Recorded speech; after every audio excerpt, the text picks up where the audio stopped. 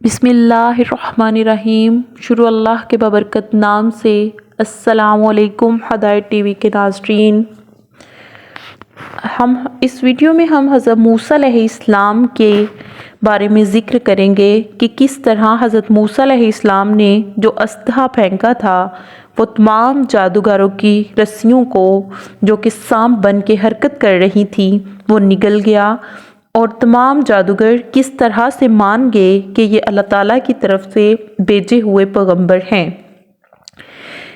اس بات کا ذکر تو اللہ تعالیٰ نے قرآن مجید میں کئی مقامات پر کیا ہے، لیکن سورۃ طٰہٰ آیت نمبر 70 میں ارشاد ہوتا ہے، جادوگر سجدے میں گر گئے، ہم تو ہارون اور موسیٰ علیہ السلام کے رب پر ایمان لے آئے۔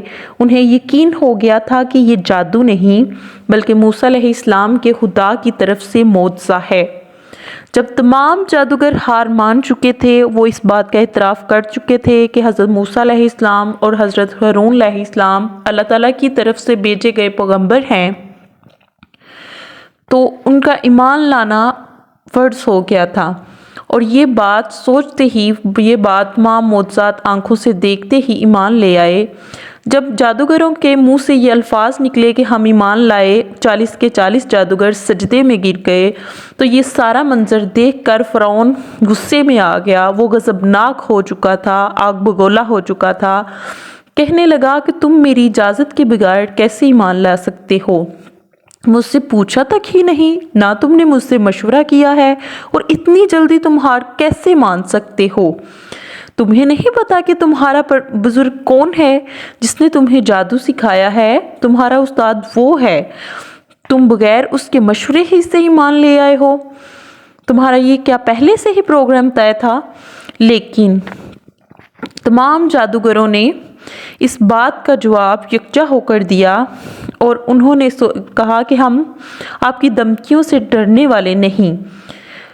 اور اس بات کا ذکر اس طرح سے ہوتا ہے، بے شک یہ ایک سازش تھی جس سے تم پر اس شہر پر عمل کیا گیا، تم سب شہر والوں کو یعنی یہاں کے رہنے والوں کو جادو کر کے انہیں اس شہر سے باہر نکالنے کی دھمکی دی گئی تھی، اور ایک مقصد کے تحت یہ کام کیا گیا تھا تاکہ یہاں کے رہنے والوں کو یہاں سے باہر نکالا جا سکے۔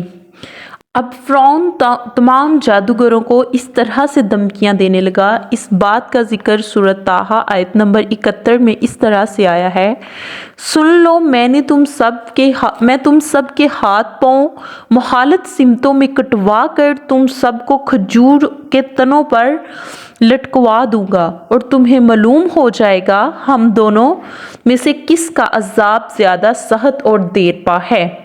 اس پر جادوگروں نے جو جواب دیا، اس بات کا ذکر سورۃ طٰہٰ آیت نمبر 72 میں اس طرح سے آیا ہے، ان لوگوں نے جواب دیا، ہم ان دلائل اور اس کی ذات کے مقابلے میں تمہیں کبھی بھی ترجیح نہیں دیں گے جس نے ہمیں پیدا کیا۔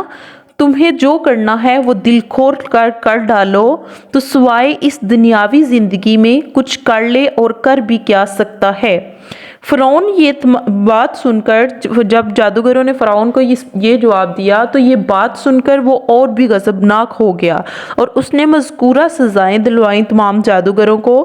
جادوگر یہ کہتے ہوئے چلے گئے، ہم اپنے پروردگار پر ایمان لے آئے تاکہ وہ ہمارے پچھلے گناہ بھی معاف کر دے، اور تو نے جو جادو کے سلسلے میں ہم پر زور ڈالا ان سب کو معاف کر دے۔ اللہ تعالیٰ ہی بہتر جاننے والا اور سدا باقی رہنے والا ہے۔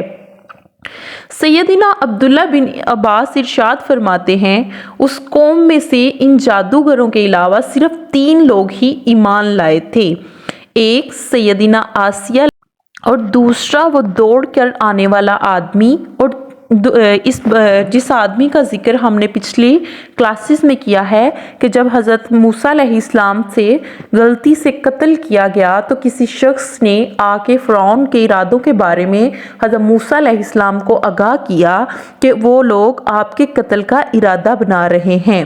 ایک وہ شخص، دوسرے نمبر پر وہ شخص ایمان لایا تھا، اور تیسرا وہ آدمی جو آل فرعون میں سے تھا۔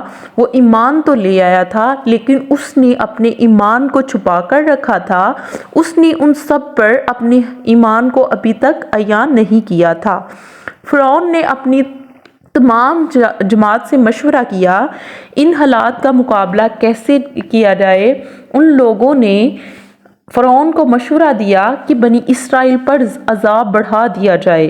اس بات کا ذکر سورۃ المومنین آیت نمبر 25 میں اس طرح سے آیا ہے، جب ان کے پاس ہماری طرف سے پیغام لے کر آئے تو انہوں نے کہا جو ان کے ساتھ ایمان لانے والے ہیں ان کے لڑکوں کو مار ڈالو اور ان کی لڑکیوں کو زندہ رکھو۔ کافروں کو جو ہیلہ سازی ہے وہ غلطی ہے۔ اب بنی اسرائیل پر مصائب کا وقت شروع ہو چکا تھا۔ بے شک فرعون تو بنی اسرائیل پر شروع سے ہی ظلم کر رہا تھا، لیکن اب ان کی آزمائش کی گھڑی اور سخت ہو چکی تھی۔ فرعون نے پہلے سے زیادہ بھی بنی اسرائیل پر ظلم و ستم کرنے شروع کر دیے۔ بے شک ظلم و ستم تو وہ شروع سے ہی کر رہا تھا، بنی اسرائیل پر ظلم و ستم سے تو وہ کبھی بھی باز نہیں آیا تھا، لیکن اب وہ بھلا کیسے باز رہ سکتا تھا جب اس پر حق عیاں ہو چکا تھا۔ فرعون کہنے لگا مجھے چھوڑ دو، میں موسیٰ کو مار ڈالوں۔ اسے چاہیے کہ وہ اس رب کو پکارے، مجھے تو ڈر ہے کہیں وہ ہمارا دین ہی نہ بدل ڈالے یا ملک میں کوئی اور فساد نہ کھڑا کر دے۔ ان تمام باتوں کے مقابلے میں حضرت موسیٰ علیہ السلام نے جو اللہ تعالیٰ سے دعا مانگی وہ الفاظ یہ تھے، موسیٰ نے کہا میں اپنے اور تمہارے رب کی پناہ میں آتا ہوں ہر تکبر کرنے والے شخص سے جو روز محشر پر ایمان نہیں رکھتا۔ اب وہ شخص جو فرعون کے خاندان میں سے ایمان لا چکا تھا اور اپنے ایمان کو اس نے ابھی تک چھپا کر رکھا تھا، وہ بھی بول پڑا اور کہنے لگا اے مومن شخص جو فرعون کے خاندان میں سے تھا، فرعون کے ڈر سے ایمان کو چھپائے ہوئے تھا، کہا تم اس بات پر اسے قتل کرتے ہو کہ وہ کہتا ہے کہ میرا رب اللہ ہے اور تمہارے رب کی طرف سے دلیلیں لے کر آیا ہوں۔ یہ وقت دعوت کا کتنا ہی عظیم وقت تھا اور وہ کہتا ہے کہ اس کی پیروی کرو۔ پھر وہ فرعون کو اللہ کی نعمتیں یاد کرواتا ہے، نبی کی مخالفت سے روکتا ہے۔ فرعون کیونکہ ایک ظالم کافر تھا، آخرکار اس آدمی کو قتل کرنے پر تل جاتا ہے، لیکن اللہ تعالیٰ جسے بچاتا ہے اس سے کوئی شخص بھی قتل نہیں کر سکتا یا اس شخص کا کوئی کچھ کیسے بگاڑ سکتا ہے جسے اللہ تعالیٰ اپنے حفظ و ایمان میں رکھتے ہیں۔ اس بات کا ذکر سورۃ المومنین آیت نمبر 45 میں یوں آیا ہے، اللہ تعالیٰ نے اسے ان تمام برائیوں سے محفوظ رکھا جو ان لوگوں نے سوچ رکھی تھی اور فرعون والے پر بری طرح سے عذاب الٹ دیا۔ اس طرح سے حضرت موسیٰ علیہ السلام اور ان 3 اشخاص نے کس طرح سے فرعون کا مقابلہ کیا اور کس طرح سے فرعون کو ایمان لانے کے لیے دعوت دی۔ انشاءاللہ اس بات کا ذکر ہم اپنی اگلی کلاس میں کریں گے۔ اس طرح ویڈیو زیادہ لمبی ہو جاتی ہے۔ اس بات کے ساتھ ہمیں اس دعا کے ساتھ اجازت دیجیے، اللہ پاک آپ کا اور ہمارا اور ہم سب کا حامی و ناصر ہو۔